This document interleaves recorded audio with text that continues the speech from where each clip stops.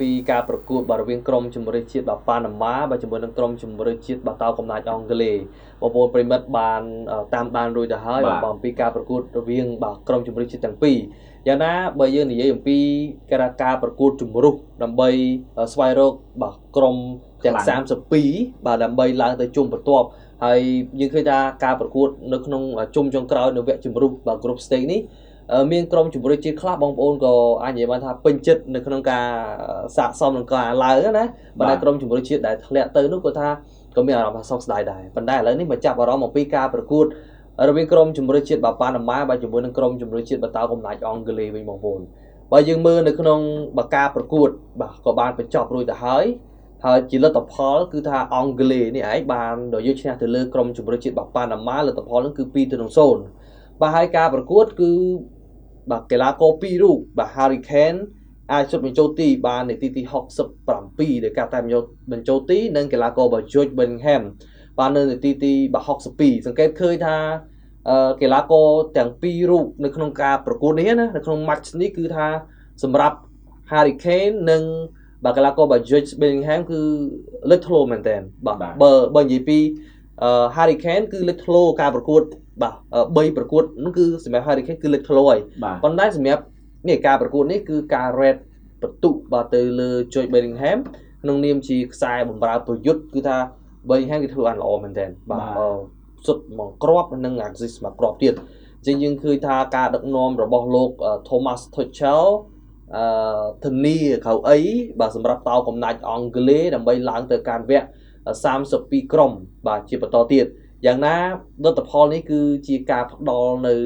ការពេញចិត្តមួយគេថាជំហានដំបូងណាបាទសម្រាប់អ្នកគ្រប់គ្រងនៃក្រុមជម្រើសជាតិតោកំណាចអង់គ្លេសហើយបើយើងមើលនៅក្នុងពូលនេះបងប្អូនណាបាទពូលនេះគឺនៅក្នុងពូ L ដែលមានអង់គ្លេសមានក្រូអាតបាទមានកាណាហើយនិងប៉ាណាម៉ាបើមើលនៅក្នុងក្រុមជម្រើសជាតិទាំង4នេះណាបើនិយាយទៅគឺស័ក្តិសមហើយបាទអាចនិយាយថាអង់គ្លេសក្រូអាតនិងកាណានេះ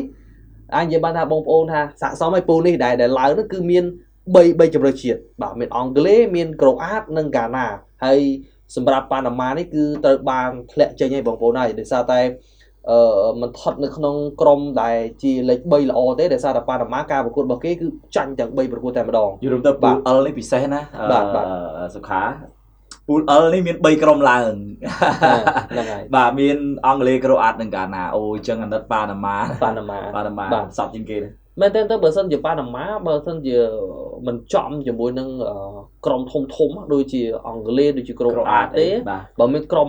បើមិនមែនជាកាណាក្រុមណាដែលផ្សេងដែលរៀងប្រហាក់ប្រហែលជួនអាចប៉ាណាម៉ាឡើងវិញបាទប៉ុន្តែដោយសារតែប៉ះកាណាបងប្អូនដឹងហើយបាទកាណាមិនងាយស្រួលពេកទេបាទអញ្ចឹងប៉ាណាម៉ាបើយើងត្រឡប់ទៅការប្រកួតរបស់គេការប្រកួតបើកឆាកហ្នឹងគឺផ្លាត់ចាញ់កាណាហ្នឹង1-0បាទអញ្ចឹងមានន័យថាភាពខ្លាំងរបស់ក្រុមទាំងពីររវាងប៉ាណាម៉ាជាមួយនឹងកាណារៀងប្រហាក់ប្រហែលគ្នាទេតែដល់ពេលចាក់ស្ដែងយើងឃើញថាកាណាគេតឹងដែរបាទប៉ះជាមួយនឹងប៉ាណាម៉ាឈ្នះតែ1គ្រាប់ទេបាទ1-0ហើយ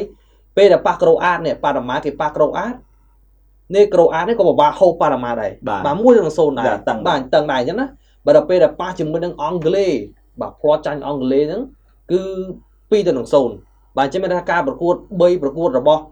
ប៉ាណាម៉ាគឺគេចាញ់ទាំង3ប្រកួតតែម្ដងតែផ្លាត់គ្រាប់តិចទេបាទតែតិចទេអញ្ចឹងមានន័យថាក្រុមធំទាំង3ហ្នឹងទាំងអង់គ្លេសទាំងក្រូអាតនិងហ្គាណានេះគឺតឹងដែរបាទសម្រាប់ប៉ាណាម៉ាអញ្ចឹងបើយើងមើលប្រព័ន្ធលេខរបស់ប៉ាណាម៉ាចាប់អារម្មណ៍ថាពីច្រើនគេលេងប្រព័ន្ធការពារនឹងវិបកច្រើនជាងបាទអញ្ចឹងហើយយើងឃើញថាសម្រាប់បើនិយាយពីការប្រកួតប៉ះជាមួយនឹងអង់គ្លេសវិញបាទខ្សែការពារបាទច្រើនមែនទែនបាទសម្រាប់គ្រូបង្វឹករបស់ប៉ាណាម៉ាបាទដាក់ខ្សែការពាររហូតដល់ទៅបាទ5រូបឯណោះ5រូបបាទ5រូបហើយខ្សែបំរើកណ្ដាលហ្នឹង4រូបទៀតបាទប្រយុទ្ធតែមួយទេបាទអញ្ចឹងមានន័យថាប៉ាណាម៉ាគឺព្យាយាម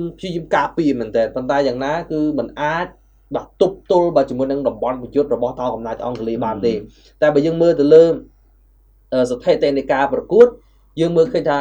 ប្រកាសណាស់ថាអង់គ្លេសគេគ្រប់គ្រងបាល់បានច្រើនជាងរហូតដល់ទៅ67ទល់នឹង33អញ្ចឹងមានន័យថាប៉ាណាម៉ាទោះបីជាលេងបែបការពារខ្លាំងក៏ដោយក៏មិនជាបញ្ហាឧបសគ្គខ្លាំងបាទសម្រាប់អង់គ្លេសទេបាទការគ្រប់គ្រងបាល់គឺមានរហូតដល់ទៅ67%បាទសម្រាប់អង់គ្លេស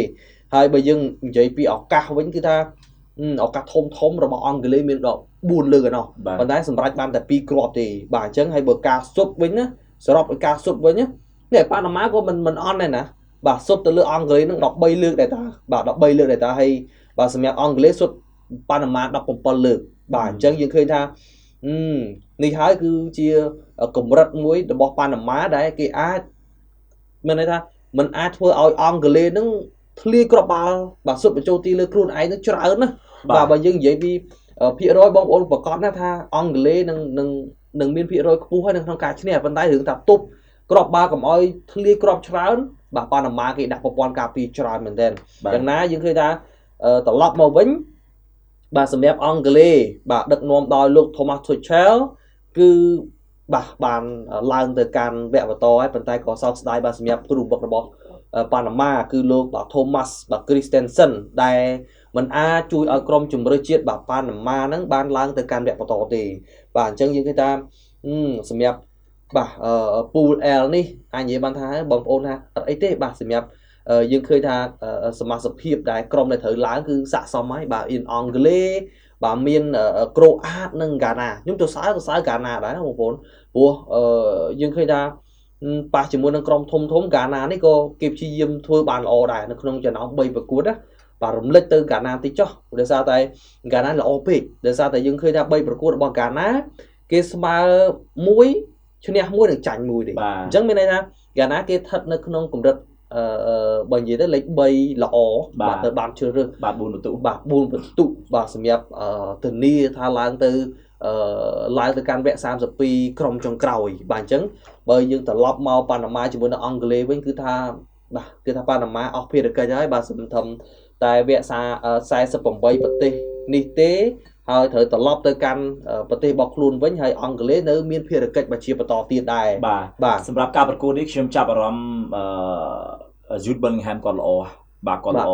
ទី1ការរកបាល់បានមួយគ្រាប់មុនដោយការរារាំងពីខ្សែការពារព្រោះសារយុគមិញខ្ញុំនិយាយថាបាយគូនេះបាទអញ្ចឹងយើងគេថា Jude Bellingham គឺបើតែមានការពារបិទគាត់មួយទល់មួយក៏ពិតមែនប៉ុន្តែការលើកបាល់មកគឺ Jude Bellingham ដាក់ជើងឆ្វេងទៅពេលចូលបណ្ដោយបាទហើយសម្រាប់ Harry Kane តែជាត្រូវគ្រូមុនគុំនឹងដោះអំពើវិញទៅHarry Kane តែតមកក្បាលបាទចូលបានមកគ្រាប់ដែរអញ្ចឹងពីរគ្រាប់នេះពិតជាស័ក្តិសមណាស់បាទសម្រាប់នាំមកអង់គ្លេសឡើងទៅជុំបន្ទាប់